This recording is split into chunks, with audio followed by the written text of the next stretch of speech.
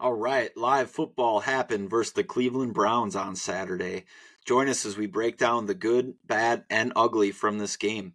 Rob and I will also give our best shot at predicting the final 53-man roster, so stick around, find out who makes the team and who gets cut. I've been wanting this shit forever. I've been in the field with whatever they throw at me. Brush it off, pick myself up, moving on to the better. Hey. Ain't no errors, baby, it's a new era. I wake up early feeling rich like I'm cash. All right, everybody, welcome back to Sounds Gouda. My name is Jordan Olson. My co-host over here is Rob Ralph. We are excited to be back talking Packers football. Thanks again to any new listeners joining us for the first time and to the people who've been along for this whole journey. So, new episodes are out every Thursday on YouTube, Spotify, and Apple Podcasts. So we have a lot to talk about this episode because as we said, we actually have live Packers football that we got to experience. So excited that the preseason is kicked off. Actually feels like the season is here. So what did you think, Rob? 3 plays and a touchdown, baby. It couldn't have gone any better than that. Fast start. It's great. Yeah, absolutely. Jacob, solid run right on that first one, 7-8 yards, whatever it was. So getting some push there. So excited to see Jacobs. Obviously, matching up on a safety, getting Wicks there in the slot. And that if you've seen clips of it too, but he just stutter steps that safety, very Devontae Adams-esque, gives him a couple of steps on him, and that's all you need. And there's been a lot of talk of Jordan Love's deep ball improving. Night and day difference is the chatter that I've been hearing and seeing on the interwebs. You could tell right there, he put it right in the breadbasket. Boom, the starting ones on the offense are done. So that was really awesome to see. I was kind of curious as well too if they were going to give him a little bit more reps, but they went out exactly and did what they needed to do and get a touchdown. I thought Jordan looked good as far as that goes. Carlson squeaks through some point after attempts, right, too, on that as well. So that was some interesting stuff too. I'll kind of go this a little bit by position. I'll let you, Jordan, chime in here as well too on some of your thoughts. But I thought the secondary looked pretty good. Bullard looked really good, making some open field tackles. He looks really good coming down into the box. Obviously, there's been a lot of chatter too with Evan Williams. Really, really good tackler. Was it the first drive to open up the second half? Forced a fumble, right? So he's basically just picking up where he's leaving off here and from training camp. It looks really, really good. I think there's some arguments too. If people have been saying, play Williams next to McKinney and then let Bullard go in the slot and spell a little bit of some Nixon nickel. Where have you heard that before? Yeah, right. Where have you heard that argument before? Not from this show here on Sounds Gouda, right? Right. But I was really impressed with the young secondary players. The work that they've done to rebuild the safety room is showing on the field right now. And just the improvement in tackling. That's been a frustration of our fan base and the team for what seems like an eternity now, at least the last couple of years. So really excited to see a couple of young secondary players come up, make an open field tackle, and knock the ball away. So good stuff. Yeah. Secondary looking good. Ja wasn't out there, right? We had more than a number of starters that weren't out there, but got a lot of reps there with the twos. So I thought that was good. Jordan, how did you think that the O-line held up? I know the first one only got a few snaps, but so it don't have much to judge on that. But more specifically, maybe the second and third lines. What were your thoughts on how they did? Well, the first team, we didn't have Morgan or Tom out there. As we know, 3 snaps wouldn't have given us a lot to look for either there. I did notice the pocket collapsing a little bit on that deep pass to Wicks. But as we know, Jordan Love, he stepped up and he made a great throw. So more stuff to talk about on the second team there. We saw a line that looked like this for a large majority of the game. Dillard at left tackle, Newman at left guard, Monk at center, Sean Ryan at right guard, and Kateem Telford at right tackle. However, Monk and Ryan did switch, after a couple of series, and I did notice when that happened, the running game got a lot stronger.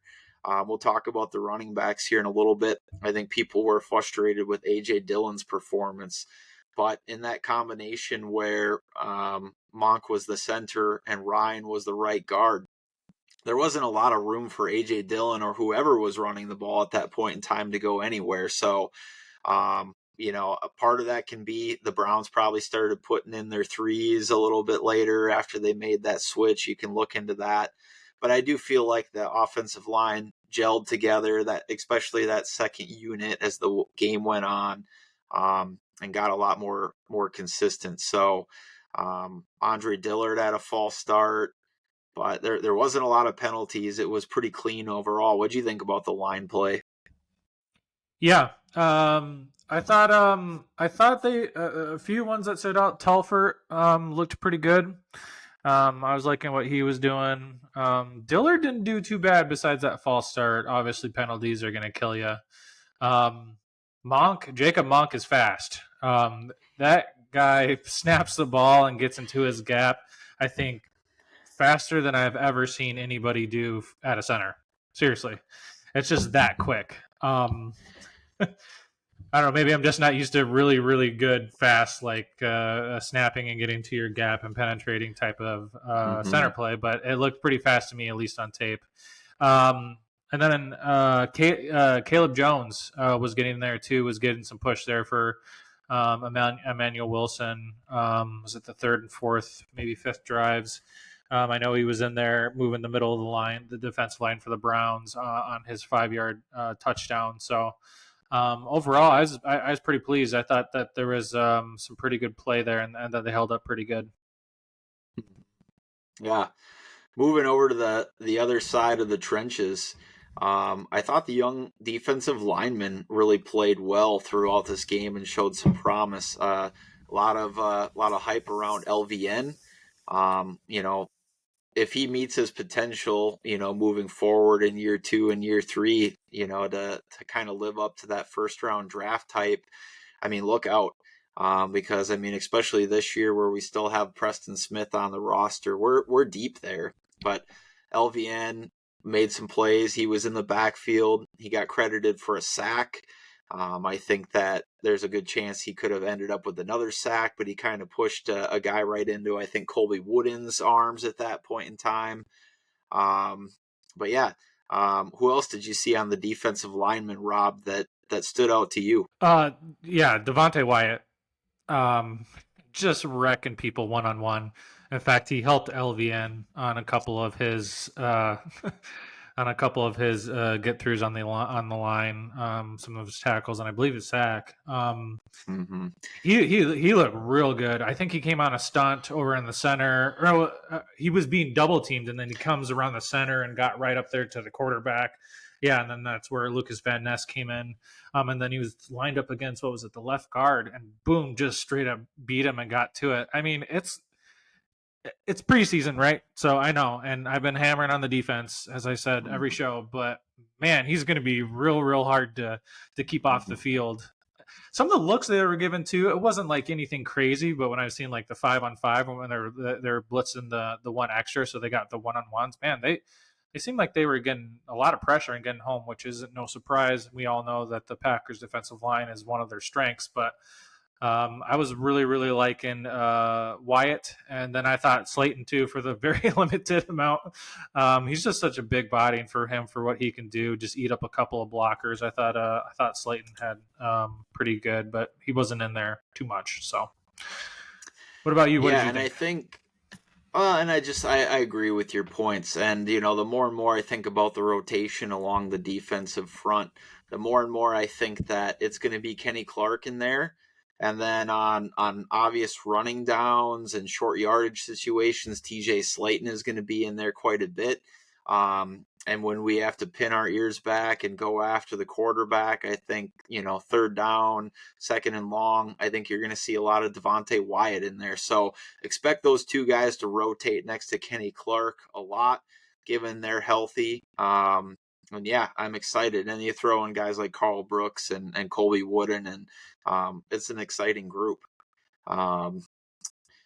Back over to the other side of the ball, I want to touch on the wide receivers. I mean, obviously, you mentioned Dontavian Wicks. A lot of hype for him. He showed us that on that big 65-yard touchdown. But what else did you see out of that group that caught your eye, Rob? Yeah, Dubose targeted often. He's a really, really good football player. Surprise. We're loaded in the wide receiver room. He's very good. He's very good with his routes. He's very good in separation. You could just tell, like, if the Packers were somehow to let him go, another team would they'd immediately pick him up. So was liking a lot of his play, and I think he's just, continuing that trend from what he was doing in training camp. My boy, Bo Melton, man, rough day at the office. I'm glad he didn't do that last year when we picked him up and he literally caught everything in sight, or else he probably wouldn't be here right now. But whoo. Now for everybody saying, oh, there's no way he's going to make it. Let's all calm down. Everybody has those days, right? I remember Devontae Adams' first couple of years, right? There's multiple games where he had more than a few different drops and people were killing him to get out of the building and get out of the organization. So I think Melton's fine. I think Melton's going to make the team. I think he's going to bounce back. It was just a bad day, but it was a very bad day. Yeah, and I think Julian Hicks had some nice plays as well, obviously, as we got further down our depth chart and giving some guys some opportunities. I mean, you touched on Grant DuBose. I mean, I think anybody that watched the game with their own two eyes, you saw what Grant DuBose is capable of and why we drafted him last year in the 7th round and felt like that was a little bit of a steal. He's a big-bodied guy. You saw the toe drag swag on the sideline. He worked both ends of the field. He worked over the middle. Still really excited about him. One other, we're going to talk about 53-man later. We've talked a little bit about roster battles, but Grant DuBose may have taken a nice step over Malik Heath with the performance that he put on tape this week. We'll have to see how the Packers feel about Malik Heath's blocking ability, but we'll talk a little bit more about that later. I did note, kind of just to talk about quarterback play for a minute, I think that Sean Clifford, he settled in. He ended up having a better game, looked more like what we saw from him last preseason. He did have a couple passes behind. I know his overall stat line, I think he was like 10 for 18 or something like that, which isn't great.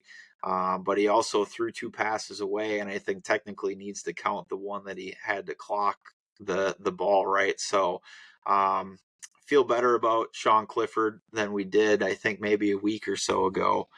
But that was one of those plays too. If kind of to circle back full circle with Bo Melton, that's one where Bo Melton could have helped him have another completion on his record, because he hit Bo Melton right over the middle for what would have been a first down, and kept that offensive drive moving, and we know the result. So running backs, everybody's chattering about the running backs, particularly one running back and another one who got injured. But what do you think about the performance of Emmanuel Wilson, Rob? He's a really good running back. Very elusive. I love his sidestep. Plays with energy, plays with effort, seems to find the right holes and knows when to bounce out. Also, shout out Michael Pratt getting downfield and giving a big time block.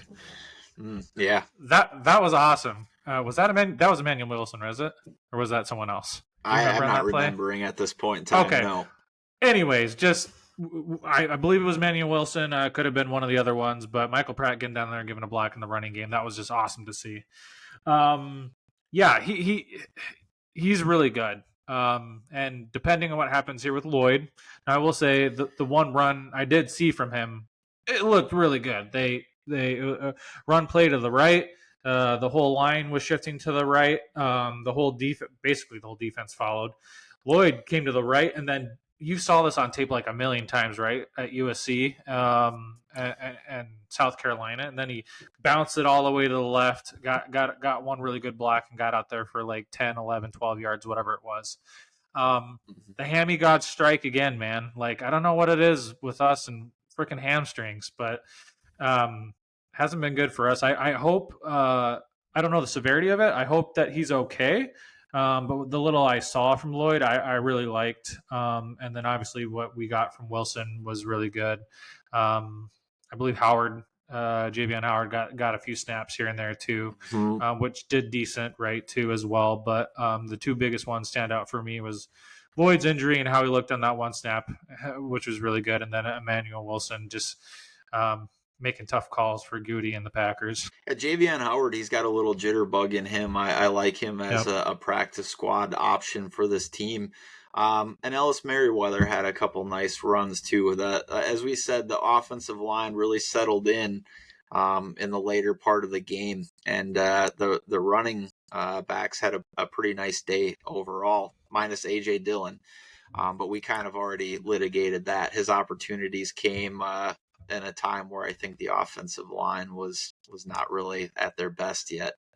I mean, Josh Jacobs in it. Go ahead. Yeah. Right. Josh Jacobs, the first play, 7 yards, and then he got the pass on the second play from Jordan Love before the touchdown. That's all we got to see Jacobs. But he looked good, right? He caught the football. Go ahead. In his limited time, yeah, that's my point. He went out there and did what he needed to do. So, check that box. Yeah, I mean, for AJ Dillon, we get it. This is the same stuff we were seeing last year from AJ Dillon, right? So, but I mean, right, the same thing with Bo Melton.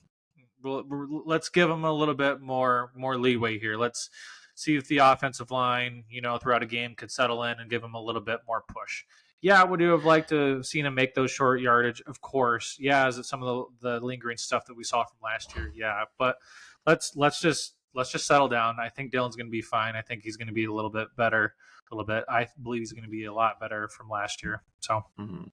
I agree, but 2 more preseason games of that from A.J. Dillon, circumstances or not, and 2 more games of what we saw from Emmanuel Wilson. And at the contract that Dillon's on, he may find himself off this roster because there just might be too much upside with Emmanuel Wilson.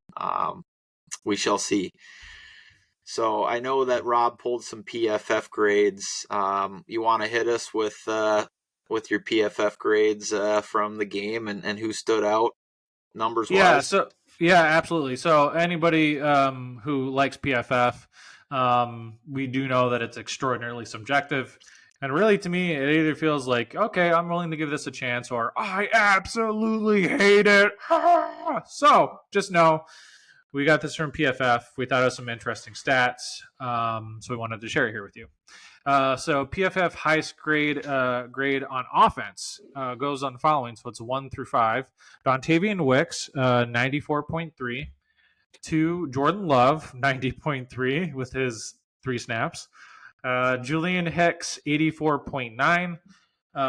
4, Grant DuBose, 84.6. Michael Pratt, 84.5. Anything you wanted to touch on there real quick? No, it's hard to wean too much into, the Wicks and Love grade. Very limited snaps there. But the Hicks, DuBose, and Pratt grades, I think, are a little bit more indicative and some information that we can use to kind of, grade out some of the players who had some more significant time. So.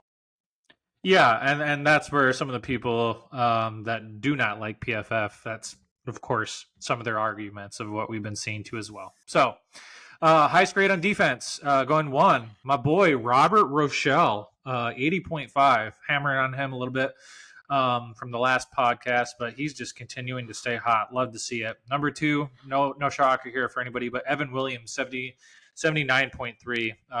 Dude looks like a clone of Micah Hyde, in my opinion. 3, Christian Young, 78.2. 4, Colby Wooden, 77.1. And 5, which I thought he was a little bit low on this list too. And some other folks on the interwebs mentioned this as well. But Lucas Van Ness at 76.4. Obviously still up there, but anything you wanted to touch on as far as that one goes, Jordan? No, I mean, it's hard for a player like Christian Young to pop on tape. I think that's where PFF helps, as they grade out some of those players and assignments. Had a nice game. I'm still not sure that he finds himself on this roster when it's all said and done. Not surprised by the rest of the players on this list. And I think you just like Robert Rochelle because he's got the same first name as you. But absolutely, he's been playing well too. Well, yeah, I'll give him a couple more stars and cookies because he's got the first name of Robert. Dude, absolutely. All right, so highest graded Packers in the preseason opener. So this is overall offense and defense. So number 1 overall, Julian Hicks, 84.9. 2, Grant DeBose, 84.8. 3, Michael Pratt, 84.5. 4, Joe Wilson. Little surprise there, a little tight end action I thought did pretty well, 84.4. And then 5, my boy, Robbie Rochelle, 80.5.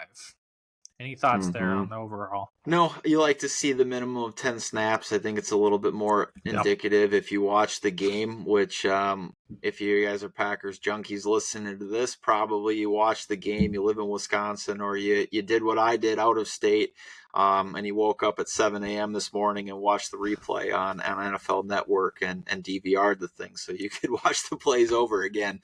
But yeah, I think that's kind of a wrap on the preseason game. Obviously, super excited about that, but kind of leans into the back end of this episode where Rob and I are going to go ahead. We're going to give an official 53-man roster prediction. We obviously only have one preseason game to that we have on tape. So we're going out on a limb here a little bit, and in a couple weeks, we'll see how close we get. But yeah, so a little bit about what we've got in front of you here. If you are watching on YouTube, we have a visual. For those of you who are following along on Spotify or one of our audio podcasts, we'll try to make this so you can keep up with it. But we've got a list at the top here of the players we believe will make the 53. We have some coding, so players in green, and we'll read those for you here in a minute. Those are our locks to make the roster right now. Players in yellow are players who Rob and I believe are on the fringe or battling for a roster spot, but ultimately will make the roster. And then our players in orange are the players who are on the fringe and very much in the conversation for a roster spot who we believe may end up getting cut or, moved to waivers and try to get onto the practice squad. We'll cover practice squad and last 4 in and last 4 out in a few minutes, but let's go through this list. So at quarterback, Jordan Love's our starter, obvious. Sean Clifford, we do feel like he's done enough to maintain his position as the number 2 quarterback right now. And we do have Michael Pratt making the roster. I think that he's shown enough, especially in the preseason game. He was a draft pick of Goody. We know that he likes to keep his draft picks on the roster at least 1 year, if not 2. I think that they find a place for 3 quarterbacks on this team. Running back, obviously the starter here, Josh Jacobs. Then we got A.J. Dillon. We'll see how that one trends out. And then Marshawn Lloyd here in green. But then we got Emmanuel Wilson in orange. But as Jordan notes, and you can see here in the bottom right, this could be a possible IR type of situation. And if that's the case, then you could pencil in Emmanuel Wilson for a roster spot to begin the season. Mm-hmm. Wide receiver, Rob and I think that there are going to be 6 wide receivers on this roster. If they want to keep 3 quarterbacks, it's going to be darn near impossible to keep the number 7 that we have in the last couple of years, although we certainly have enough talent to keep 7, so keep an eye on that. Christian Watson, Jaden Reed, Romeo Dobbs, Dontavian Wicks, and Bo Melton, all locks. We started talking about Grant DeBose last week. I've been high on him for a while, and then given what we saw in the Browns game, Grant DeBose makes the roster. And in this case, Malik Heath misses the 53-man roster after being on the team last year, having his moment against the Giants, being noted as a really good blocker, and hopefully slips onto the practice squad. So any other thoughts about that wide receiver competition right now, Rob? No. I think Melton will bounce back too. And DeBose has just been lights. He's been lights out. So completely in line with that. And if he's a capable blocker at all, it's going to make that decision to move Malik Heath to the practice squad or try to get him there all that much easier. Problem is, like I said, everybody saw Malik Heath in that Giants game and that catch he made, and I have a feeling that there's going to be some lonely rosters out there looking for a number 5 receiver, and they're going to come calling his name. So certainly a tough decision to be made there. Yeah, as always. Moving on to tight end, probably no surprises here, I don't think. Luke Musgrave, Tucker Kraft in green for us here as the starters, with Ben Sims making the roster in yellow, and then maybe a little bit kind of a surprise, maybe, but not too big of a shocker. But then we have Tyler Davis not making it here on the 53. Thoughts on the tight end stuff here, Jordan? Pretty straightforward. I think it'll just come down to how much they value Tyler Davis's special teams prowess. I think that was something that was pretty heavily talked about last year, how much Matt LaFleur and Rich Bisaccia valued him. I like the upside of Sims, and I see Tyler Davis being moved to the practice squad, and probably pretty easily getting through there unless there's a team that's really tight end needy. So offensive linemen, our 5 projected starters: Rasheed Walker, Elton Jenkins, Josh Myers, Jordan Morgan, and Zach Tom, obvious locks, along with Sean Ryan, Kadeem Telfort, and Jacob Monk. I think all of those players have shown us enough to lock them in. Then things start getting pretty interesting. I think they feel pretty good about Caleb Jones. He flashed a little bit in this game. He's been another project like Kadeem Telfort. I think he makes the roster. Andre Dillard's had a little bit of an up and down camp so far. He continues to get reps with the ones. He get all those second team's reps. He's played left tackle. He's played right tackle. He's very much still in the mix for that primary swing tackle, position. And, there was previous reports out there too that the Packers really liked him when he got drafted. I don't know that they would have drafted him that high, but it's definitely somebody on their radar. So somebody that they've been looking at for a long time. So those are the 10 linemen: Walker, Jenkins, Myers, Morgan, Tom, Ryan, Telfort, and Monk, Jones, and Dillard, with Travis Glover getting moved to the practice squad and Royce Newman getting cut. That's the toughest one here. I think Royce Newman, he graded out terrible, I think, from last night's game. He's been grading out terrible and playing terrible. The Packers keep giving him opportunities. He played a lot of snaps with the twos.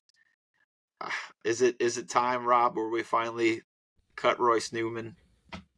Well, his restructured contract would say no, and the Packers willing to do whatever they can to hang on to public enemy number 1. But anybody with a normal set of eyes knows that this dude needs to go.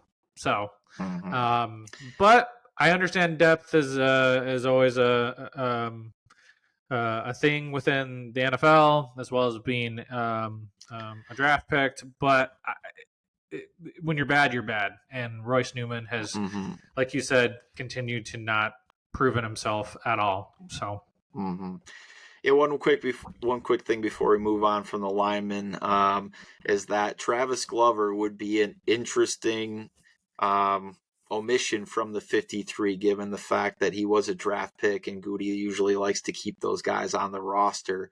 Yep.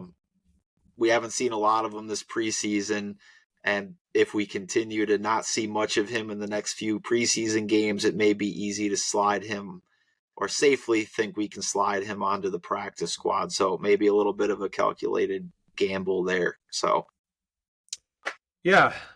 So defensive tackle, obviously Kenny Clark, Devontae Wyatt, TJ Slayton, Carl Brooks, and Colby Wooden, with Jonathan Ford being in the orange and not making the 53.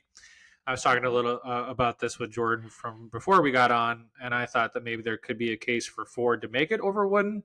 But Wooden is a draft pick of Goody's. Ford has had a really good camp so far, so I think that's kind of one that might be a little bit up in the air. But we settled on Wooden as making it over Ford. Any thoughts there? yeah. So talking about defensive ends, this is probably one of the two groups that are most straightforward, with the linebacker group being next, I think. But Rashawn Gary, Preston Smith, Lucas Van Ness, Kingsley Enyabari, and Brenton Cox making the roster at defensive end. Linebacker, Quay Walker, Isaiah McDuffie, Edrin Cooper, Tyron Hopper, and Eric Wilson round out the linebacker group. Yeah, with those two groups, I just don't really see anybody else cracking in, given that there's not a major injury that happens between now and the start of the regular season, knock on wood.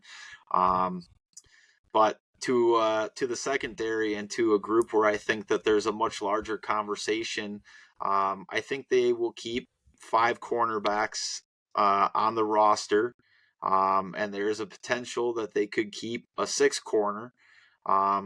But Jair Alexander, Eric Stokes, Keyshawn Nixon, Carrington Valentine, and Kalen King locks. And then I think there's a lot of conversation if we do keep a 6th corner. Is that Robert Rochelle or is that Corey Ballantyne? And Rob, I know you have a pretty strong opinion about this right now. What are we going with? I mean, he's showing out, man. I understand it's brand new toy. He's had a great camp so far. Number 1 gunner. I mean, you saw it in the game, right? Went right down there and made that tackle. He's playing really good. So he's younger. He's 4 years younger, I believe. 22 versus 26 for Ballantyne. So that goes in his favor as well too. Goody tends to like the younger players. It will be interesting to note though with Ballantyne. I haven't heard too much on him. I know he did get some playing time in the preseason game, but how much Goody values experience and all the experience that Ballantyne gave us from last year. I believe he is going into his 3rd season. So there is that caveat there as well, which is why we thought that this one was one of the more difficult ones for sure. What are your thoughts on it? Yeah, I'll talk about this a little bit after we talk about the safety group. I think that there is a possible way that both of these guys make the roster to start the year, but I'll dive into that in a moment. But you said it, Rob. Robert Rochelle's play right now, his youth, maybe speaks a little bit louder. The NFL is what have you done for me lately league. It stinks, though, if Ballantyne gets cut. Hopefully he can make it to the practice squad because he is a very valuable depth piece. And they did re-sign him this offseason as a result of the play of last year. I mean, it's a 1-year deal, but they clearly wanted him back on the team. So, yep. So safety, shockers here, right? But McKinney in the green, Javon Bullard, Evan Williams, Anthony Johnson Jr., and then in the yellow, but making it as one of Goody's draft picks from this last year, Catan Oladapo from Oregon State all make the 53 for us. Mm-hmm. Yep, and I really like Catan now. However, putting together a 53-man roster is all about making calculated risk. And I do have, although he is now healthy and practicing, if he kind of stays nicked up and doesn't really, get a chance to show much, I wouldn't be surprised if they do a little roster gymnastics and maybe find a way for somebody like him to start the season with an injury designation, clearing an additional spot for a secondary player. We probably could easily make it through the first 4 weeks, given any injuries, with the 4 safeties mentioned as locks.